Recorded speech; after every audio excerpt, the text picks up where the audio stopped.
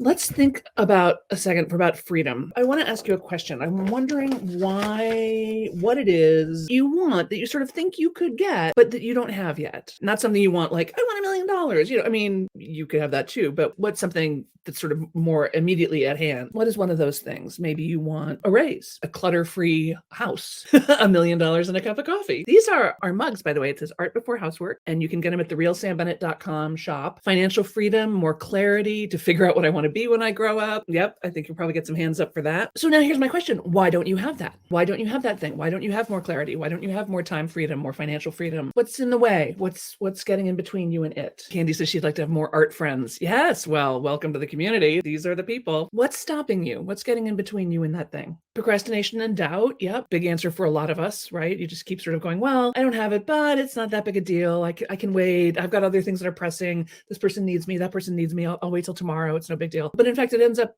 cumulatively being a really big deal. Because the more days you go feeling like your life is not quite what you had hoped it would be, the more days you're not spilling over your gloriousness out into the world where the rest of us can share it, right? Because that's what we're here for, is to serve other people. I have another thought, though, which might be just because you're not asking for it. You just haven't asked for it. What keeps you from asking for it? Again, doubt, I'm sure, right? Trepidation, procrastination. Everybody seems to focus on business and money, and that's not my biggest interest. Okay, interesting. So you feel like you can't get it prioritized. How can I ask for something when I don't know exactly what I want? Okay, good. Fear of rejection. Candy, spot on. Fear of rejection. I think everybody's got that, right? Another no, rejection of my deepest needs, fear of screwing up. You guys are so smart and so insightful, and I love how honest and direct you are being about all this. Edith says, taking care of myself as well as others, sometimes it doesn't feel possible. Yeah, right. We don't want to ask for the impossible. So there's all this anxiety. So there's something we want, we don't have it. We don't have it because we're not asking for it. We're not asking for it because we're afraid. We don't really know. We're unsure. We don't want to get it wrong. So here's the big question.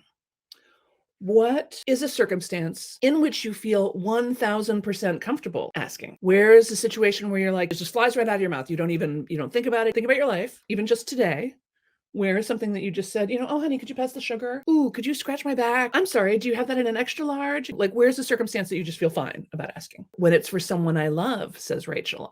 So if it's on behalf of somebody else, that feels more comfortable. Good. Extrapolating off of some of your why nots, it might be if you knew you weren't going to screw up, you'd feel fine about asking. Asking for others is easy. When I'm not attached to the answer, it's easy to ask. Well, now we're getting somewhere. So it's not that you don't want to ask. And it's not even that you don't want to get a no. It's that you don't want to feel uncomfortable. That's what's keeping you from the thing you want. From the time freedom, from the money freedom, from getting your book done, from getting your book published, from having more art friends, to having more clarity about your future. It's not that you don't want to ask, and it's not that you don't know what to ask. It's that you don't want to feel uncomfortable. So now we just got to reframe this. We got to go, you know what I want? I want to feel uncomfortable. I want to grow and stretch. That's what happens when we're working out and we're pushing our muscles. It's uncomfortable. You do it like this. It's like, oh, this is easy. This is, because you're not doing anything. That's why it's easy. You might as well just go like, whoa, okay. I mean, then you'll get really strong fingers, I guess. Okay. But if you're pushing the limits of your strength, your body's going to feel uncomfortable, but in a kind of a good way. When you're pushing emotionally, the first time you tell someone that you love them, that you just have to tell them because it's on your lips, it's on your heart, it's in your eyes, it's coming out all over you. It's uncomfortable, but you have to say it, and you cherish that discomfort. Because it means you're stepping into a new territory. You're creating an intimacy with someone else. You're being vulnerable. You're opening up. And that's what we're designed to do. So I want you to understand that your reluctance to get embarrassed, to ask the wrong person, to ask for the wrong thing, that's all totally normal. That's not low self-esteem. That's not you being shy or a bad person or neurodiverse or any of the things that you may or may not be. That is because we are tribal animals. We are genetically designed to live in a group, and in a fairly large group. Very unusual for mammals as large as us to live in groups and tribes as large as we do. Our closest relatives live in small groups of 8 or 12, I think, unless I'm totally wrong about that, which is possible. But we like to live in neighborhoods. We like to live in buildings. We like to live in apartment buildings. We like to live in cities. We like to live in towns. Like, we like to be around each other, but we're very sensitive to the group, to the good opinion of the group. We don't want to seem grabby. We don't want to be weird. All that's totally, totally normal. So I have this totally normal, permanently installed anxiety around looking foolish or around pushing the boundaries of what might be acceptable to ask. But I have a stronger desire, which is to feel uncomfortable. I have a stronger desire, which is to grow and to step into a bigger life, step into a more peaceful life, step into a more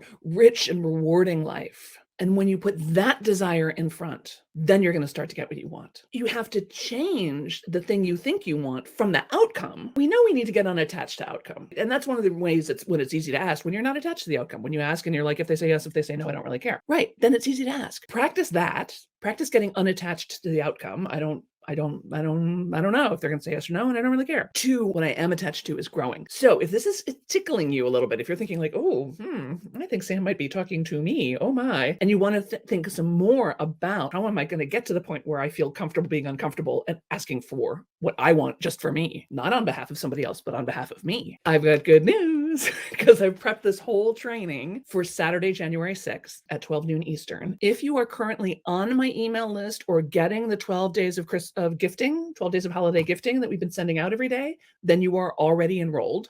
So you don't need to do anything. If you are not, however, currently getting the 12 days of gifts, which are amazing. They're like ebooks and meditations and fun stuff and stuff to print out and beautiful posters. It's all kinds of good stuff. My mother's recipe for chai masala tea. You can go to therealsambennett.com/12 days. And that will get you on the list for the 12 days. You're going to get a bunch of gifts. Don't worry if you've missed a couple of days. We'll circle back and give you a second chance to access those. And then on the 13th day, on January 6th, I'm going to be doing this free training on how to ask for what you want and get it. This is us plunging into 2024 with having these weekly lives be just 15 minutes, a little power pill of inspiration and humor and relaxation and joy and creativity and productivity, and lighten yourself up going, you know what I want? I want to be uncomfortable. I'm ready to stretch. I'm ready to grow. I'm ready to push past these perceived limitations, this perceived lack of information, and take some bold steps into the life that I really want. That's going to require some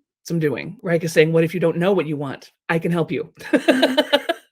That's where we start in the Get It Done Lab, is what do you really want? Because sometimes you're not moving forward on what you want because you sort of have an inkling that it's not really the right thing. Or you get caught in this loop of, I don't know. I think you do know, and I've got some amazing sort of excavation tools to help you figure it out. And if nothing else, just start experimenting with what you think you might want. What's the thing that's going to be happening? You're going to be wrong? Okay, then you're wrong. And then you get uncomfortable. And then what happens? You get stronger and you stretch and you grow more. Please write me back, leave me comments, share this video with a friend if you like, and let's think about how we can get uncomfortable, start asking for what we want and getting it.